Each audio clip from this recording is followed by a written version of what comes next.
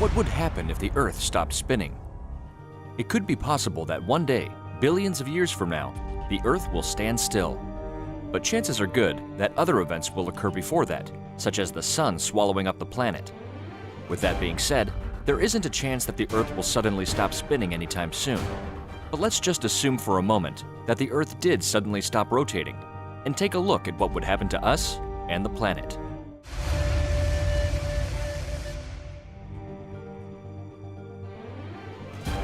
Our planet spins at its equator 1,000 miles per hour as it orbits the Sun. But as you get closer to the poles, the rotation is slower. Without this rotation, life as we know it wouldn't be possible. It is said that billions of years ago, our planet used to spin much faster than it does now. In the beginning of our young solar system, an unknown planet or large celestial body collided with the Earth, and in that collision, the Earth's alignment and rotation were changed, and the Moon was formed. Since then, the Earth's rotation has been slowing down. It is said that the Moon used to also spin faster than it does now before it became tidally locked with the Earth. Tidal locking is the name given to the situation when a moon or planetary object's orbital period matches its rotational period. Coincidentally, it is the same fate that affects every single large moon orbiting a planet. A great example of this is our own moon. In our early solar system, both the Earth and the Moon rotated independently of each other, but the Earth's gravity grabbed onto the tidal bulges and slowed down the rotation of the Moon. To compensate for the loss of momentum in the system, the Moon drifted away from the Earth to its current position, about 230,000 miles away. But Moon has the same impact on the Earth, and those same tidal forces that cause the tides on Earth are slowing down the Earth's rotation bit by bit, and the Moon is continuing to drift away a few centimeters a year to compensate. There are two different scenarios. If the Earth just stopped spinning, but wasn't tidal locked to the Sun, the planet would experience 6 months of sunlight and 6 months of darkness. But for the purpose of this mind experiment, let's take a look at the effects it would have on our planet to be tidally locked to our star, the Sun. First of all, we have to consider the speed of which our planet rotates at the equator, which is roughly 1,000 miles per hour. A sudden pause would cause everything on the surface of the Earth to suddenly move at a speed of over 1,000 miles per hour, 1,600 kilometers per hour, in a sideways direction. Since the velocity needed to escape the Earth's gravity is over 24,800 miles per hour, everything would stay tacked to the Earth's surface, yet jolted forward. Imagine everything suddenly moving across the planet at 1,000 miles per hour. It wouldn't matter what it was. Everything would experience a sideways deceleration of 3/4 of the Earth's gravity. Suddenly, down would be at an angle of 38 degrees from vertical.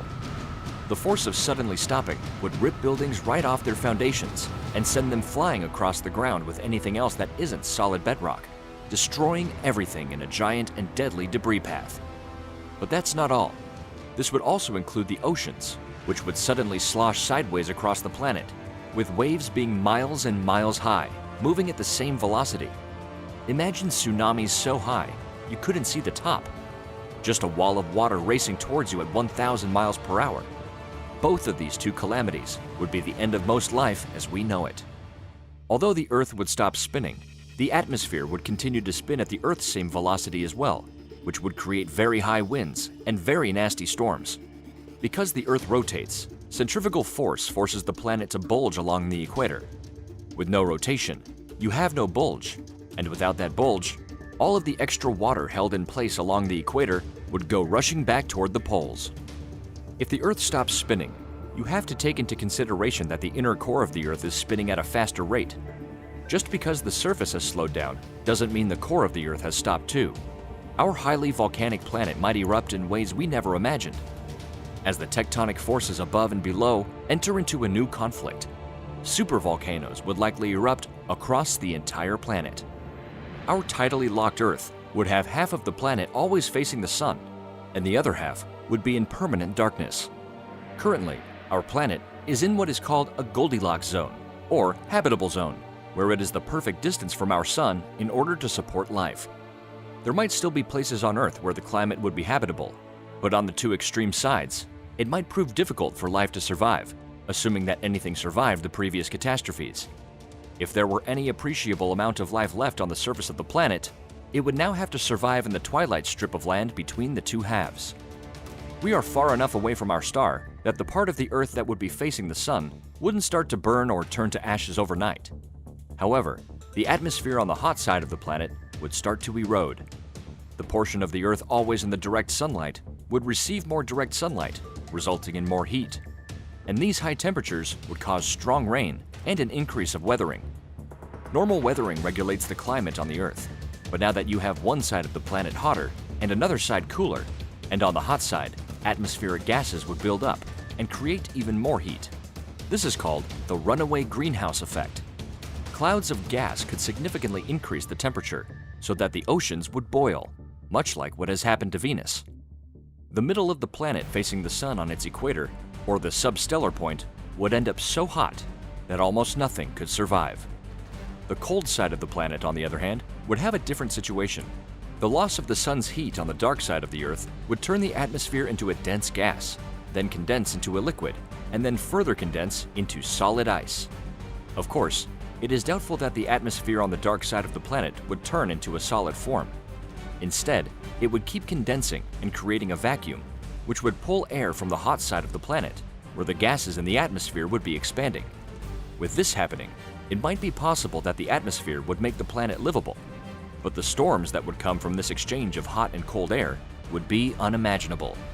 There would be superstorms on both sides of the planet, with wind being strong enough to strip the very rock and erode it into sand.